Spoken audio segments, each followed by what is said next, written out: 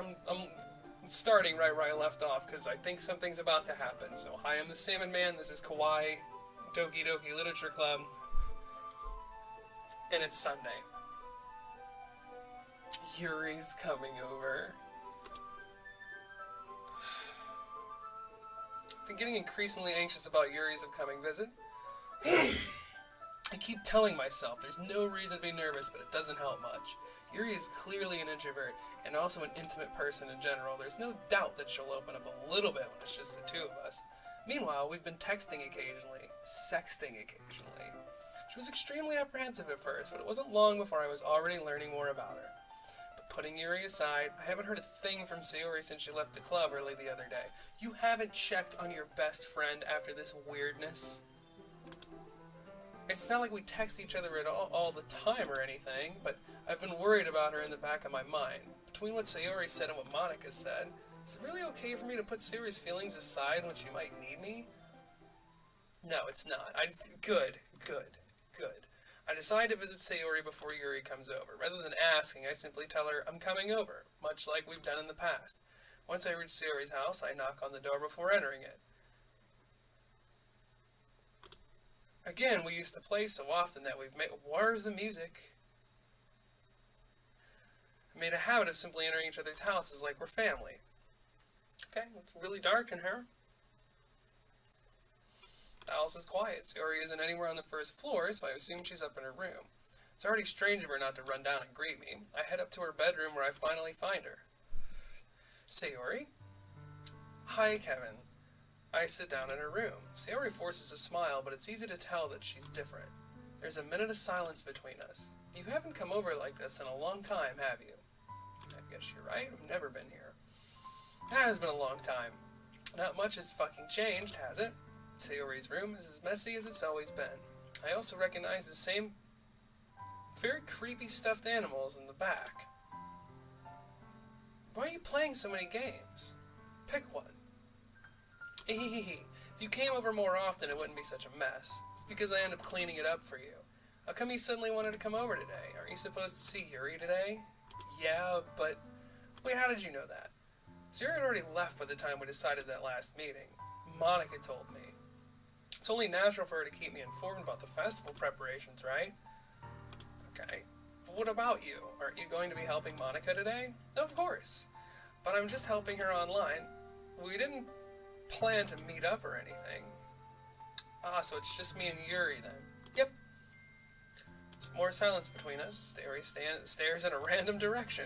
Everything about her behavior is really weird. I finally get to the point. I just wanted to see how you were doing after you left on Friday. When something's wrong, you can't hide it from me. I know you too well.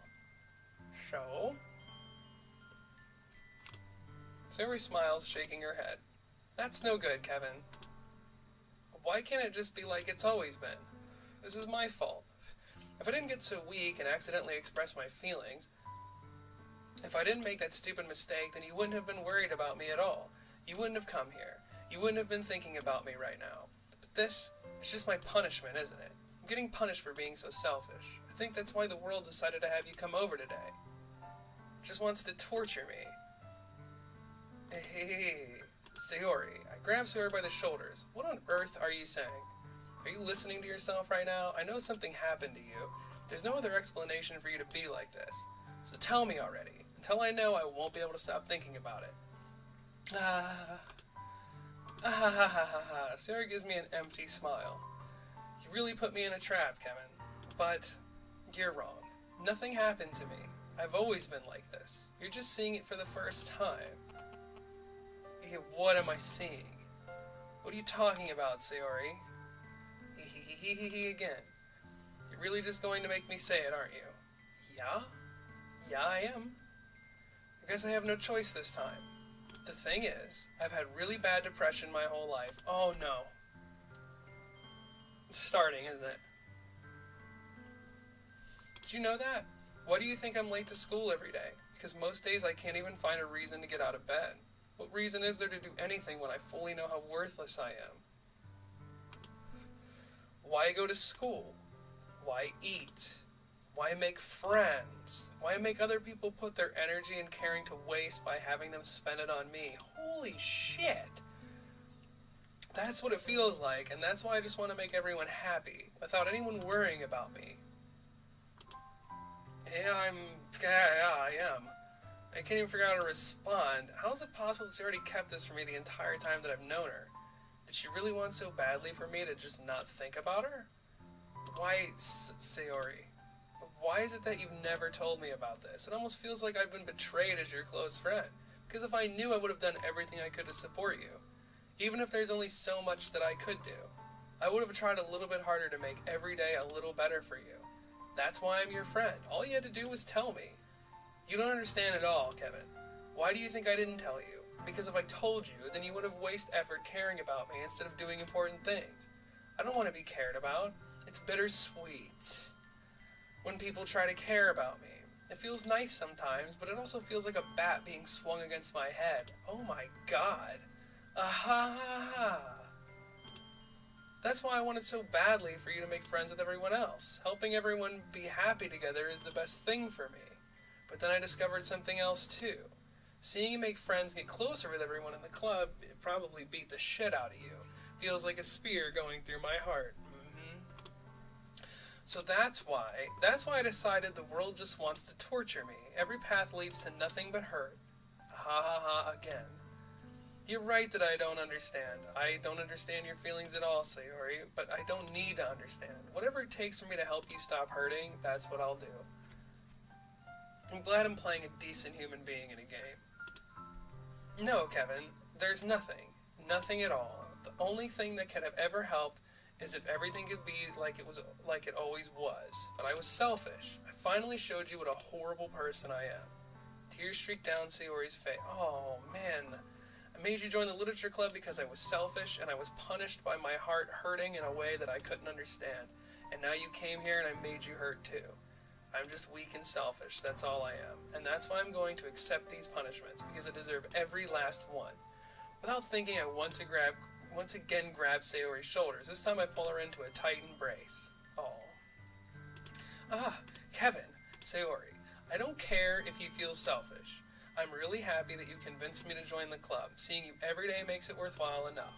If I make friends with everyone else, then that's just a bonus, but please, never underestimate how much I care about you. I wouldn't have it any other way. Kevin. Sayori isn't hugging me back. Despite my arms being wrapped around her, Sayori's arms remain on her sides.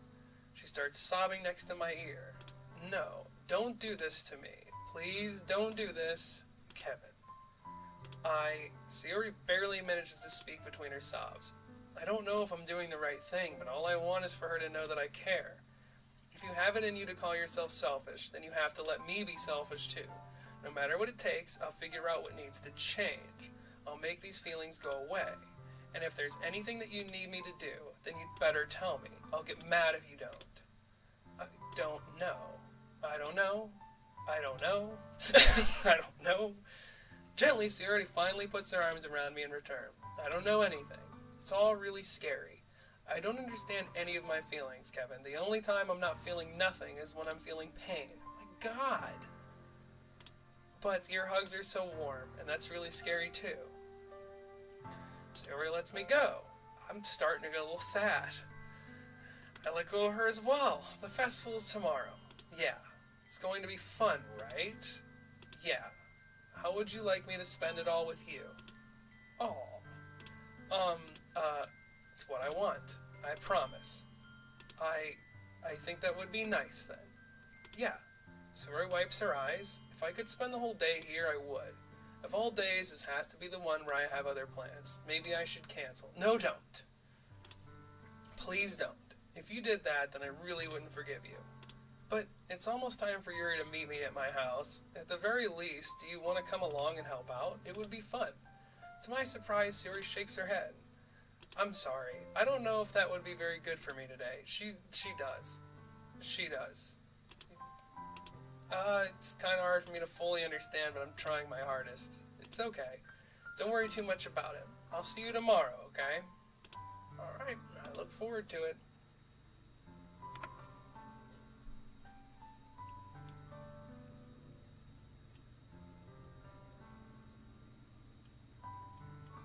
Something bad is coming. And I don't know with who. Monika's acting weird as shit. Yuri's kind of creeping me out. Natsuki's got a lot of anger problems. And this girl is gonna come to school on Monday with a gun. I say goodbye to Sierra and exit her house. In the way I find myself still feeling uneasy, but it's hard for me to keep thinking about it when Yuri is about to come over too. I think Sierra is right. I shouldn't be worrying too much, and we're definitely going to have a great time tomorrow. I should just focus on what's ahead of me. As I approach my house, I see something that makes me feel a moment of panic. Yuri? In a nice sweater. Thank goodness. You're a little early? Sorry I wasn't home yet. Were you waiting for a long time? No, I just got here, but I started to get really nervous when nobody answered the doorbell. You could have texted me. If I'd known, I would have reassured you and hurried more on the way home. I suppose that's true. I didn't think of that for some reason. It should be common sense to do that, but I've decided to ignore it. Anyway, let's go inside. I see you brought a lot of stuff with you. That's right. And did you manage to find everything I asked you to buy as well? Pretty much. No. At least I hope I got everything right. I'm sure it'll be fine. I take Yuri to my room. The first thing she does is glance around curiously, which makes me feel anxious. It's so clean. Yeah, I cleaned it before you came over. Like, come on. It's very considerate of you to do. No. Yeah, it'd be really embarrassing for people. Yeah. Well, I do enjoy cleaning. I would have gladly helped you clean. You're crazy, bitch. No, that would be even more embarrassing. Don't look in there. I snatch Yuri's wrist, which is in the process of opening a desk drawer of mine. Wow. I'm sorry. I wasn't thinking for some reason. I was just spacing out. It's fine. Weirdo. I let go of Yuri's wrist. She puts both of her hands firmly on her lap as if she's making sure to keep track of them. So, should we get started? Yes. I have a few things planned that you can help with. Decorations and other atmospheric enhancements. Okay. You know, mood lighting, aromatherapy candles. What's going on here? Huh? I didn't know you planned on taking it that far. Of course, I wanted to help take our guests to a faraway place. Although many will stop by just out of curiosity, and for cupcakes, I guess. Determined to provide an experience that will leave them wanting more. It's great. It's easy to forget that you're a pretty intense person. Intense. I guess that's the best way to put it, yeah, besides creepy. Is that a bad thing? Nope. It's something that I like about you, actually. Is that so? That makes me feel relieved. And kind of happy. Yeah, no need to be so anxious. You can relax a little. Relax. I brought some things for relaxation. I was going to use them during the poetry event. What do you have? Let's see. Yuri rummages through her bag. She pulls out a few candles and a wooden cylinder-shaped a dildo. She pulled out a dildo. I did some shopping on the way here, so I happen to have these in my bag. I plan to cover the windows in black paper and use the candles to light the room. We're making sacrifices, are we? I think that would be amazing, don't you? Yeah, that would be really neat. What's the dildo, though? Oh, this? It's my dildo for essential oils. How familiar are you with aromatherapy? In all honesty, I'm not, yeah. As that's so, it's one of my favorite contributors to a positive atmosphere. Depending on the oils or herbs you choose, you can change the mood of the air itself. You can even feel it permeate through your body. Relaxation, positive energy, romance, reflection. It's almost like magic. You're the third of 4 girls that have said magic so far. Yuri takes the cylinder and pushes the switch on the bottom. Just a moment, a thin ray of vapor begins to spout through a small hole in the top. Wow, that smells wonderful. What kind of mood is that one for? This is a jasmine essential oil that smells a little bittersweet and flowery, right? That's a good way to describe it. I choose jasmine for the event because it provides more than relaxation. Jasmine enhances your emotions and helps you feel them flow through your body. You feel warmer and your heart pounds more heavily.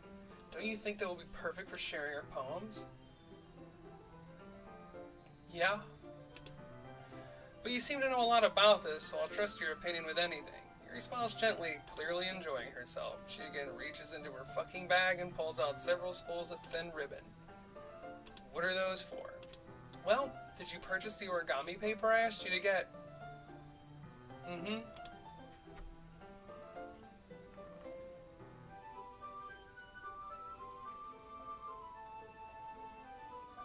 What are you leading me into?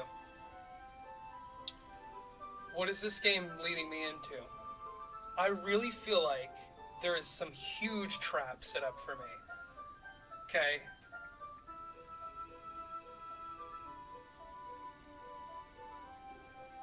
This is not a psychological horror game. I feel like I've been tricked.